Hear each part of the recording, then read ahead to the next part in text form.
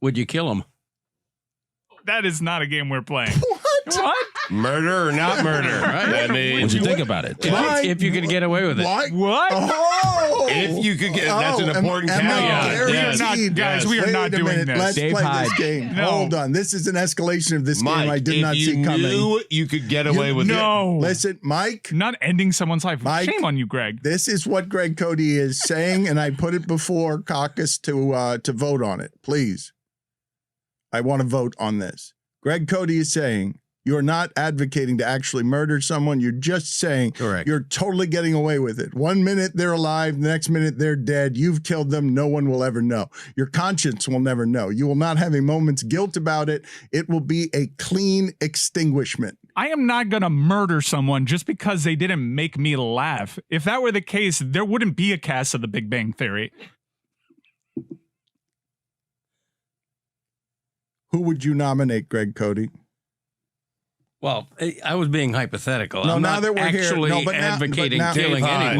Now, Dave Hyde. why You've Dave got Hyde? me. Why do you You've got me gutting Just young nemesis. Sheldon like a I mean- fish. I'm not going to do this. Why do you keep killing Dave Hyde? I'm of not the killing Sun Dave Hyde. I'm wondering if Greg would kill him. If Sentinel. he could get No. away with it. Greg Cote doesn't have rivals like that in the sports media. I used to. There have been a couple over the years. Okay. Dave Hyde has never been one. There have Name been. one. I like Dave Hyde. Can we name Okay. one? Charles Name Bricker. names. Oh, wow. Oh, Charlie Bricker. Oh, yeah. Charlie Who Bricker. hung up on my wife once when she called me a Dolphins fan. Okay. All right. So if you could get away with it, Don't ask him this.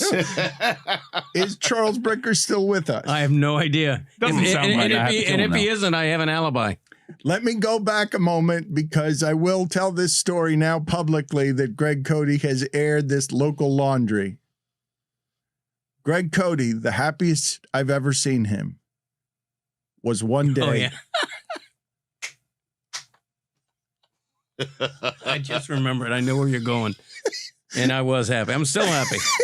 It's what I believe to be the happiest moment, Stugatz, yes. of Greg Cote's entire life. And knowing the story I'm about to tell, Greg Cote, would you say that it was indeed the happiest moment of your life? Oh, it's on my resume. Okay. Yeah. Was that happiest moment of your life June 5th, 2012, when he died? Yeah. Where were you on that day, coincidentally? I didn't know he had died, and I'm sorry to hear it. That's what someone would say if they murdered him. Obviously, I had a professional animus against him, not Throw people off the scent. necessarily. You have an off-ramp here, Greg. Before we go too far, I Can I suggest you tell you take about it. the happiest day of Greg Cote's life, or do you Yeah. want to? Do you want to Yeah. wait till the end of the segment for the payoff? of I'd love to this? relive it. He was so happy because he opened up the newspaper and having picked games against the spread that week, Charles Bricker, NFL expert, hated rival of Greg Cote, went 0-17 against the spread. There were a few buys. It was actually 0-14, but I'll That's take impossible. it. I'll take it. If you try to miss every game against the spread, you cannot do it. And he did the impossible. In my office, I got to take a picture of it and tweet it out. In my office, I still have the cutout from the newspaper where it has his record as 0-14 that week. You can't do that if you tried. Career highlight. You still for me. have it up there? Yes. I mean, the man's dead. Well, and I'm sorry to hear that. Let it go. I didn't know it until today. For 10 years he's been. What is your other rival? Who is your other rival? I don't want to get into the. Yeah, I said one. Let's was leave, your Let's game. leave it I at mean- Charles Bricker. You know.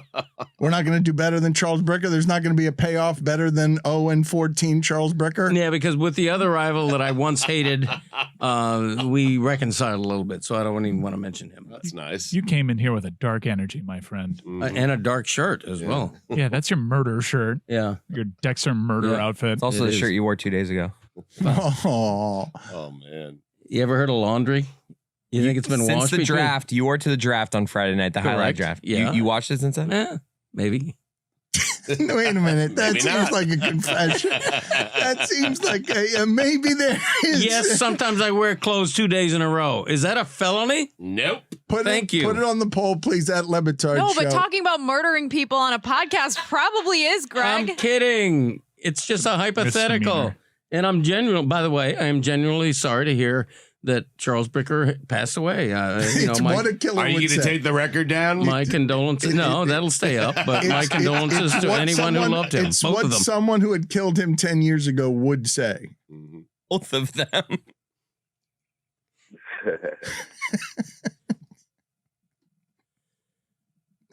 Wow, I'm going to get in trouble for this. Well, how? You're the one that started it all. I know. What's he going to do? I don't think I would have mentioned his name had I known he was no longer with us, which I'm genuinely sorry to hear. But I don't think it's too soon. It's been 10 years and he was your nemesis. And He I feel was. like 10 years later, it's okay. Okay.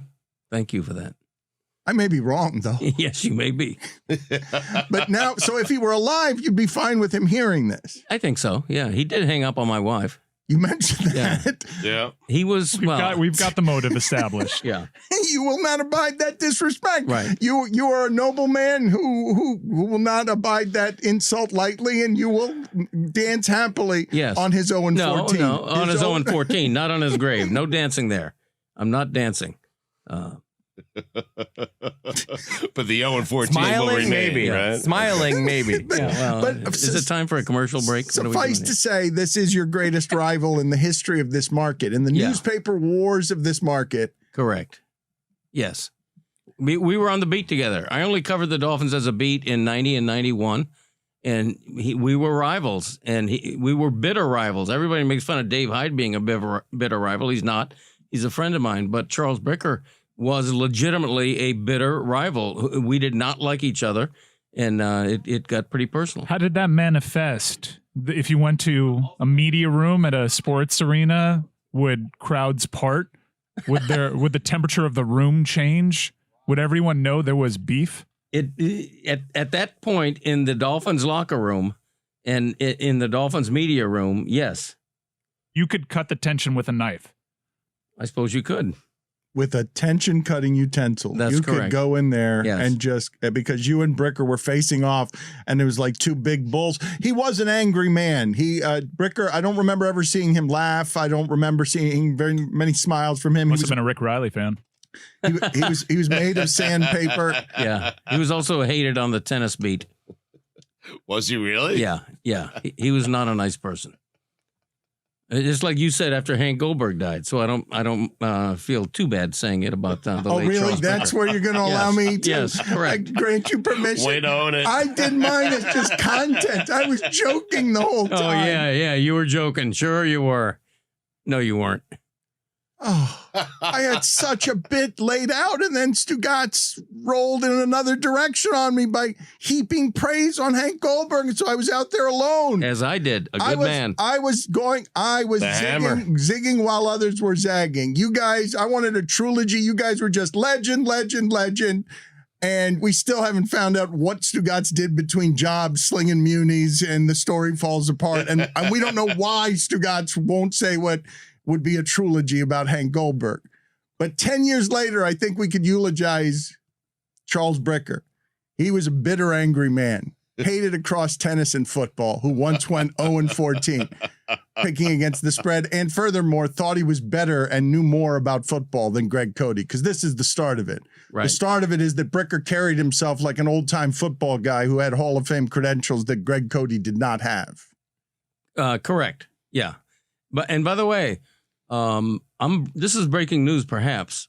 I don't think Charles Bricker has passed away. I think that's not the Charles Bricker. Pretty Really? common name. I just Googled. Common name, huh? Fine. I just Who's Googled Charles Bricker death, and the obituary I read was a guy who was about Charles Bricker's age, but didn't look the least bit like him. Okay, Wasn't wait a my minute. Charles Who's Bricker. getting fined $50? Is this Charles Bricker, Dan? Cortez and I in the back here were doing some research. We Is that found him? a Charles Bricker that looked like the guy my dad. It just looked like the guy. He worked for the That's what he Herald. looked We found a guy that worked for the Herald named Charlie Bricker. He never worked for the Herald. He did not. He worked All right, well for the then- Sun Sentinel. He wouldn't be a rival if he worked at the Herald, right? Exactly. Oh my God. I can still dislike him, but he Christ. wouldn't be a rival. The hour ends with an amazing mystery. It's Charles. Oh, kill Charles Bricker. Who is Charles Bricker? now you have to suffer the consequences of a living Charles Bricker receiving this episode. You talking excitedly about his death while he's still very much alive. At least you're not wanted for murder anymore. Thank you. All right, you're off the hook. The sweetest posthumous, non-posthumous revenge Charlie Breaker could ever have. Greg, we're very happy to have located you. Have they told you at all why we're calling? Do you have any guesses as to why we're calling? I don't have any guesses. My role on the show came up on my podcast this week. Maybe it's that. Maybe it's wild rumors about me planning to dye my hair. I cannot imagine why you're calling. Maybe Charles Bricker has been located. What do I know? Well, that is what's happened. I'm very happy that that's the guess that you've made, because I felt like you left with some fear last week because you thought we were going to spring him on you, and we are going to spring him on you. So before I do that, though, can you just tell me how you feel in general right now about talking to your nemesis for the first time, and how long has it been? Oh, gosh. I feel perfectly fine, because if either of us has held a grudge since the early 90s, it speaks ill of the grudge holder. I didn't get along with Charles Bricker during the couple of years when I covered the Dolphins, and I have long since buried that hatchet. Well, not long since, because he wasn't real happy when I called him and I told him the reason, because he was obviously mystified as to why I was calling him after all these years. And I said it's because Greg Cote said that on our show that if he could kill anybody and not have any consequences, he would kill Charles Bricker. Oh gosh, but hopefully nobody took me seriously. I mean, that's a well. I don't know. Well, we'll bring in Charles now. Charles, do you want to say hello to Greg Cote after all of these years? Hello, Greg.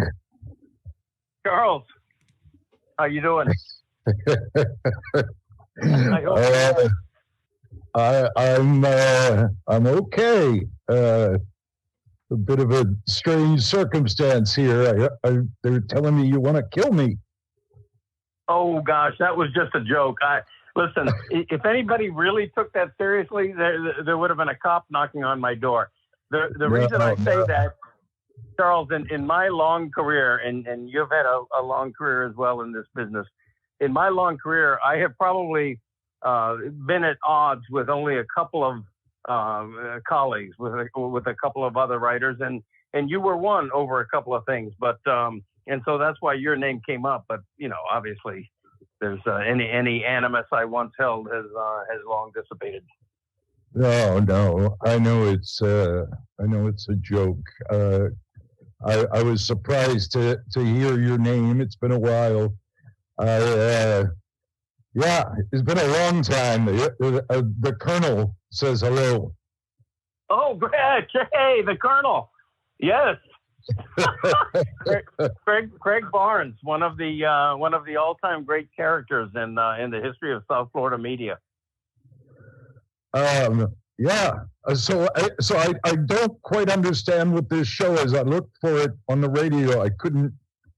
This is a show you do that.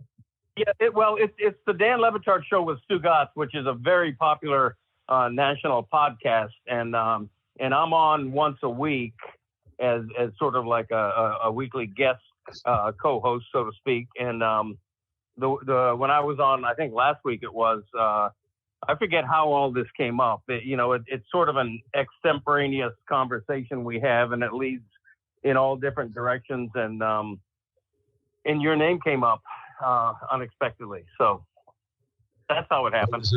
My daughter was asking me what this was about, and I told her, I said, as a Greg Cote, probably not a fan of mine. I could be a bit of a handful, but the only thing I can think is, you probably don't remember this, but I got into it with your wife one time in a pretty heated way. And I thought that, I wonder if that, does anyone remember? Do you remember that? Well, I do remember that, Charles. And that's one of the reasons why I didn't think much of you at that time, is that according to my wife, who I'm still married to, you hung up on her. We shared a phone at Dolphins camp, and you hung up on her when she was trying to reach me, which I didn't think very kindly. It's interesting, Charles, for you to admit that you were quite a handful.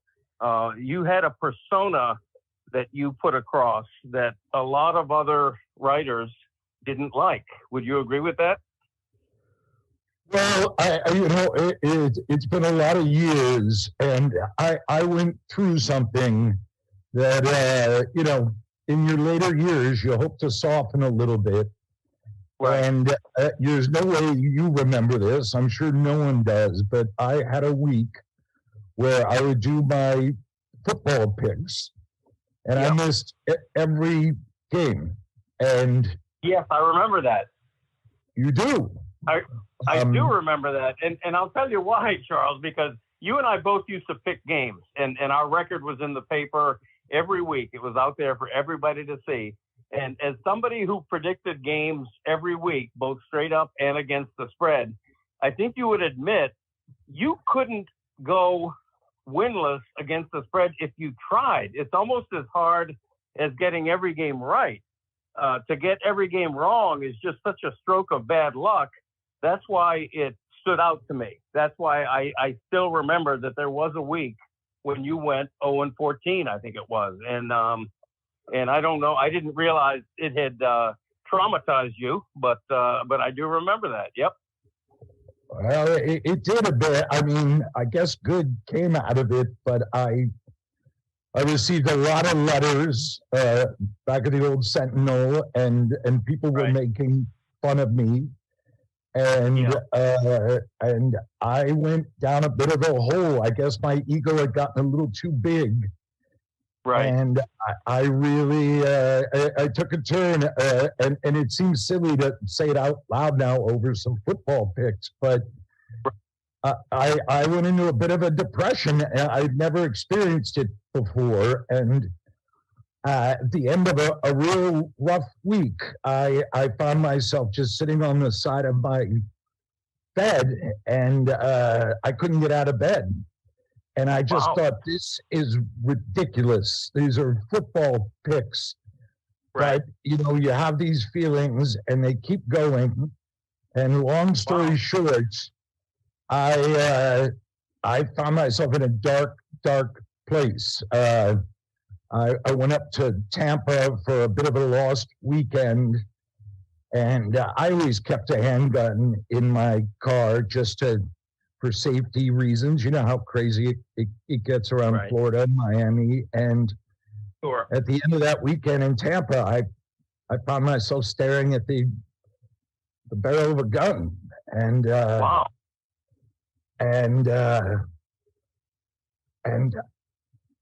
pulled the trigger. And fortunately, old fool that I am, I hadn't maintained the gun, and it didn't go off.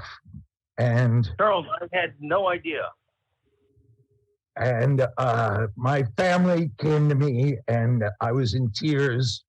I just walked in the door, and I just said, I don't know what this is all about. And they tried to tell me no one cares. No one cares that you missed all the football picks. People aren't hanging it on the wall and dancing around it. And I realized at that point I had just become an old narcissistic joke. And I realized that I had put together this shabby identity as a sports writer and was all about me.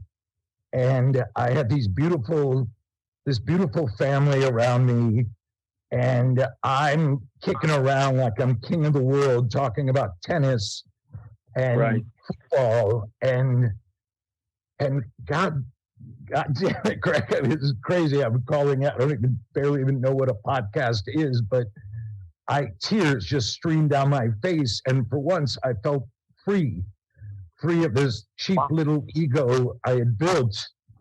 And and I ever since then, life has just been a bright, open sky for me, and all from this crazy thing that I just felt like the world was dancing around this week, and people had it hanging on their wall, and I almost took my own life. But ever since then, I've just been free of it. And so it ended up being the best thing that ever happened to me. Wow, Charles, that is such a self-revelation by you. It's astounding for me to hear. I didn't know any of that, and I find it extremely admirable. And also what I find admirable, Charles, is the self-awareness you grew to have, because I'm not going to sugarcoat it.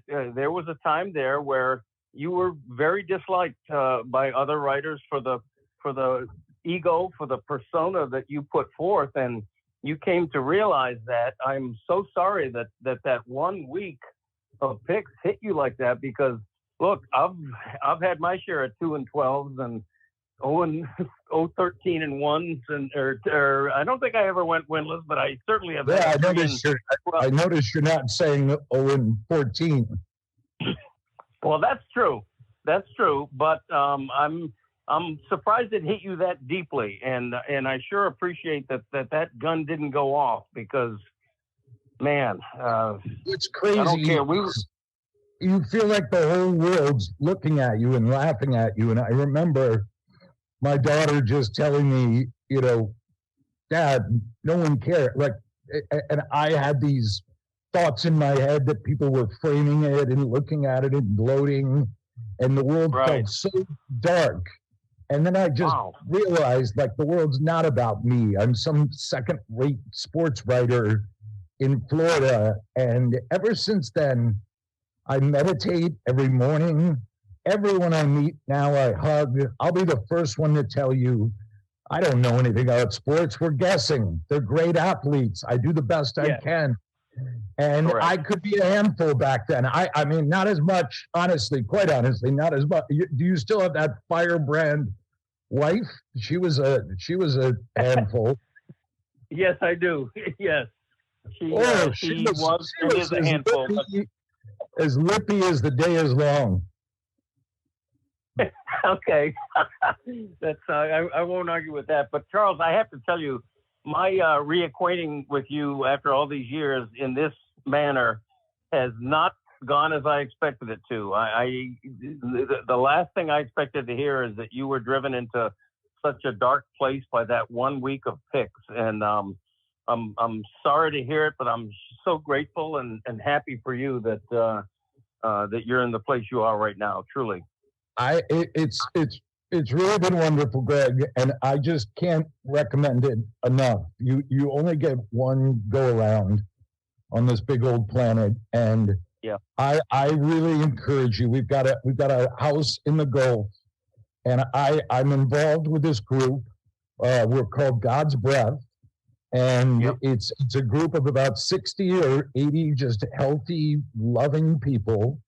And we live in a big house together, and we share our incomes. And it's just so freeing. And it's not like one of those weird, everyone thinks, oh, what kind of crazy thing is that? Or like a cult. And it's like, no, it's just people that have let their egos go, who are willing to give up their income for the good of God's breath, and are willing to let David, who runs the house, read our mail and to make sure that we're thinking correctly. And Greg, I would love it if you would come up, and you could even bring that lippy wife of yours, God bless her, and but she will have to be quiet around David. Honestly, David doesn't like it when people. But you should really come to God's Breath, to our compound, and spend some time. Well, Charles, I will tell you this: I am truly happy that you have found your inner peace after what you went through way back when. I truly am. So will you come up and join us? I didn't expect to be put on the spot like this on a national podcast. not going to make a promise I won't keep, Charles. I'm going to be honest with you. That doesn't sound like something for me, but it does not diminish in any way the gladness I feel for you that you found it. We have a couple of young people who are down around Miami, Sean and Tina. They're beautiful young people, and they're down there. They can swing by. They're driving a gorgeous white conversion van. They can pick you up, and they'll take you up to the Gulf Coast. You give all your possessions to the gentleman at the front window, Barry, and you just stay with us for a week, and it's really wonderful. They're down there now. You give the high sign and just let your wife know. Watch the lippiness for a week, really, because and I say this in a playful way. She could be a little bit of a bitch. The feeling was mutual back then, Charles. At the time, I'm not going to retrofit it. I was a handful, but she was whew. I always wondered, if she was an ex-cop or dock worker or something, because the filth mouth her. But anyway, let them come and pick you up in the conversion van. I'm speaking now, please. And let them pick you up in the conversion van and take you up here to the Gulf Coast and really let the cheap little ego melt away for a week at the God's Breath compound.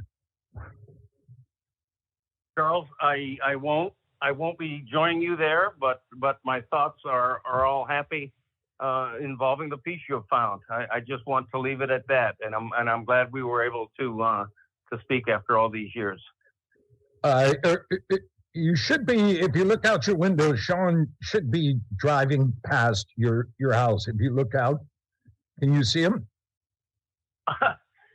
Charles, I'm way down in South Florida.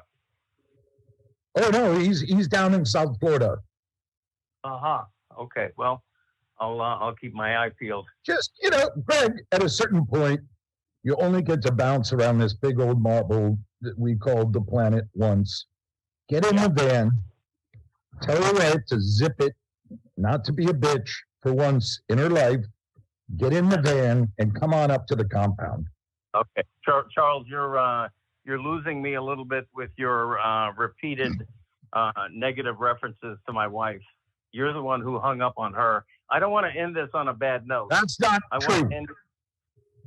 That's not true. I did not hang up on her. When you say she said certain words that someone's going to hang up on you when you say them. You can't blame that on the person. Okay. All right, Charles, I would like to leave this on a harmonious note.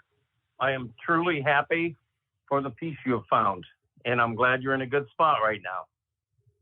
Can we leave it at that?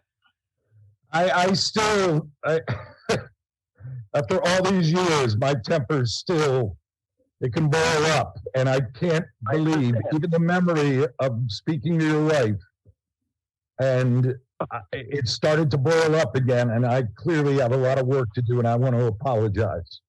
That's okay. I understand. You had the conversation with her. I did not. I've heard my version of it, but I don't think after all this time it's worth rehashing. I really don't. I mean, you know how she just digs and digs and digs, and you say, okay, let's let it go, and she won't. And I just got to move past that. Okay, I think we all do. Yeah, I think that's healthy. Well, we're going to get you up to the God's Breath compound, and we can reminisce about the old days and the Colonel. And what'd you say? No. I repeated his nickname, the Colonel. That always brought a smile to my face. The Colonel.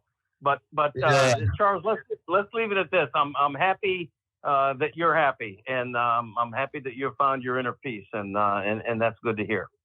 I love it, Greg, and I agree. Let's leave it at this. Let's get you and your wife, your lippy wife, up to the compound, and let's sit by the beach. She can shush it, and we'll just have a lovely time. And David will really, you'll love David. David's an imposing figure. He's 6'8". He tried to walk on for the Dolphins in the 90s as a tight end, didn't make it. And David is very firm. He has a very strict path that you have to walk, and I think you and your wife are going to love it up there. Charles, I have to go right now. I didn't imagine we'd be speaking quite this long. I need to run, but I do want to say I'm glad we reacquainted, and I'm happy.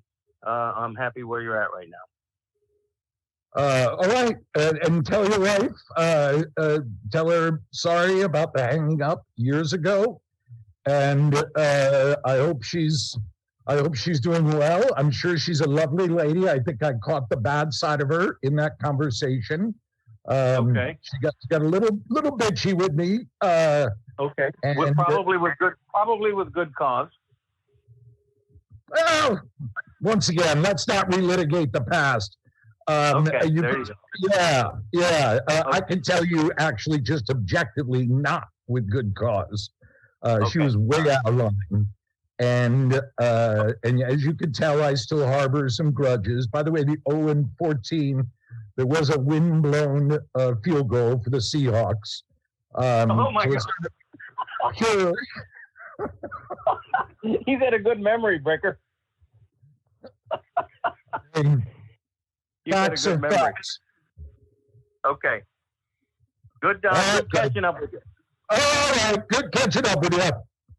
All right, Charles. Be well. Be well, Greg. All right. We'll see you. Bye-bye. See you soon. Goodbye, Greg. Goodbye, Charles. Take her easy.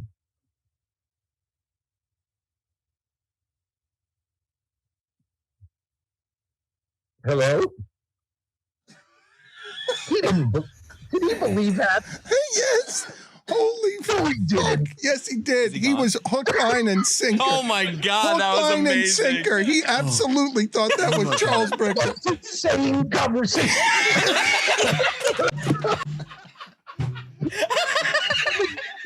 First off, by the way, Chris, I'm sorry. No, that was fucking hilarious. My head hurts from laughing so hard. Oh my God. I called him a bitch. I asked him to join a cult. I said, there's a young man in a van who's going to pick him up. She must have been an ex-cop or something. Or a dock worker. Hey, cleans your mouth, Roy. I kept thinking he knows this is a bit, and he's just going with it because it's so insane. The God's Breath compound? If you really believe that, I've got to call him as David from the God's Breath compound.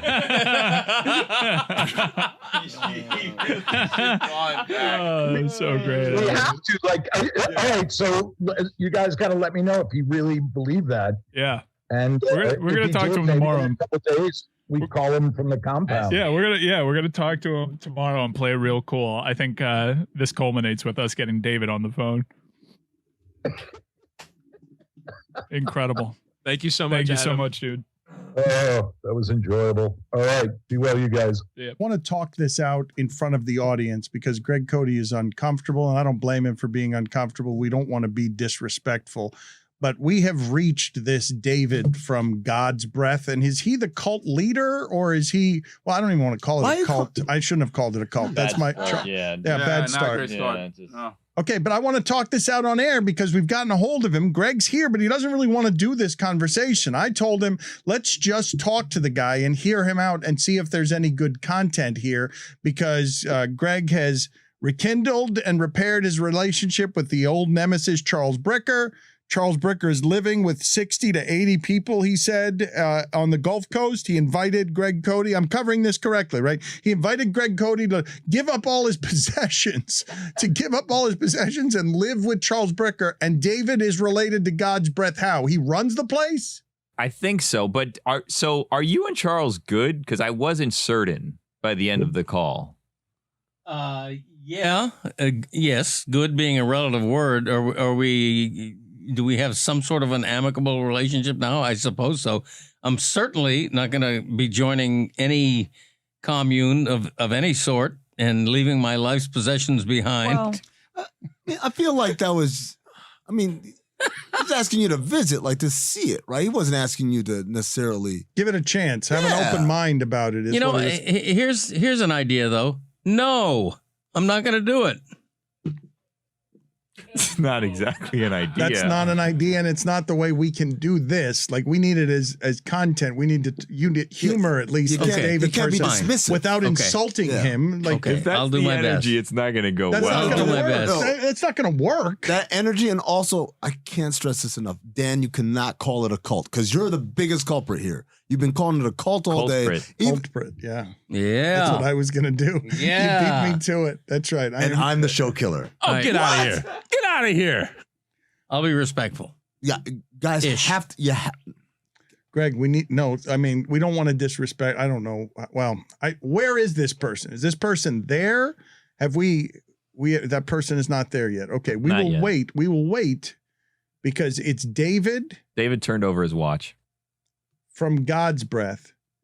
And David is going to, I guess, sell Cote on God's breath. We will find out in a moment as soon as we get him on the line. David, are you there? I'm sorry. I don't know what you've been told here, what information you have. I don't know how it is you've arrived at our doorstep. I guess you're familiar with Charles Bricker. Greg Cote is here. Why is it that you're talking to us, or what is it that you want us to know?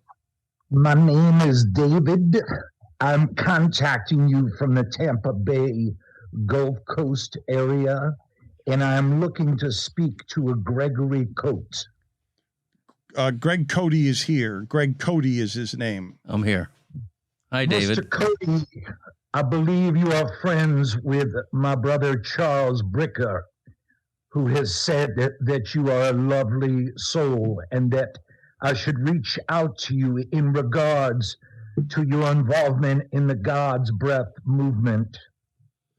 Charles and I knew each other a little bit a long time ago.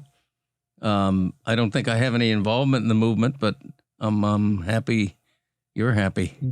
He said to me, he intimated that you may have some desires to transform your life.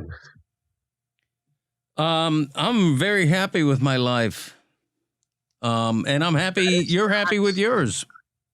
That is not the picture that Charles painted. Okay. He said you are a man on the verge of collapse and desperation.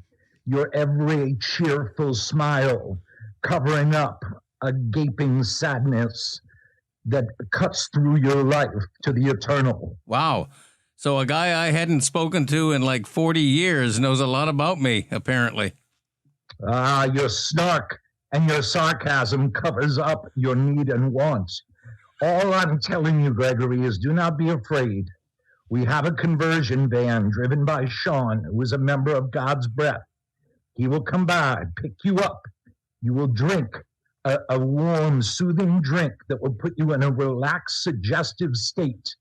And you will come up to the Gulf Coast region, and I will baptize you. David, I appreciate that offer. I will decline, but I thank you for your hospitality. I'm going to say some words to you, and they will seem forceful, but in a year's time, you will thank me for them. You will not decline. You will not decline. Wow. David? You will be donating 10% of your income. Oh, shit. What? David, what happened? The hell's going on here? What? Oh, fuck. What? I'm sorry. Ah. That was just too ridiculous. I couldn't hold that together. I don't know what's going on here. I honestly don't. Sorry. Is this Bricker again? I don't know what's going on.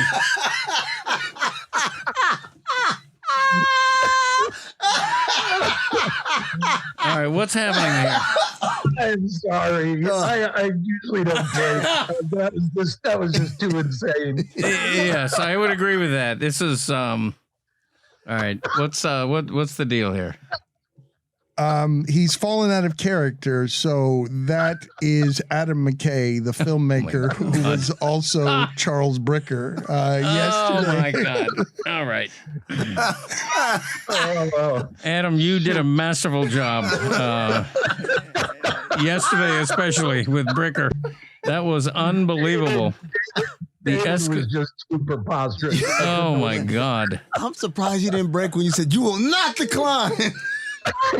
I didn't know how to respond to something like that. I have never been threatened in that manner. He did not believe that you had fallen for Charles Bricker. McKay did not believe that you fell for all of that. Oh, that was legit. That was legit. I had my suspicions afterward, only because it was escalating insanity. Like I was buying everything. The 0-14 driving him into such depths of despair that he actually thought about suicide. It got a little crazy the more he repeatedly was referring to my wife as Snippy and Lippy and Snippy and all that, and then the whole cult thing, God's breath, that got very strange. It made me wonder about the whole thing, but I'm also thinking, well, Charles Bricker, he was quite a bit older than me. He's just turned insane. He's just a crazy person, and I'm going to be polite to him because I'm a polite person. Oh man, I wish I had held it together on David. I was getting ready to end it simply because all of a sudden you're threatening me. David is threatening me, and putting a 10% vigorish on my wages with no authority to do so. I don't know what's going on here. Adam, get out of here. We'll talk to you later. All right. Bye, you guys. Thanks, Adam. Oh, Lord. You will not decline. Yeah. That was insane. That was just crazy. Are you all happy with yourself? Oh, my God. I had nothing to do with this.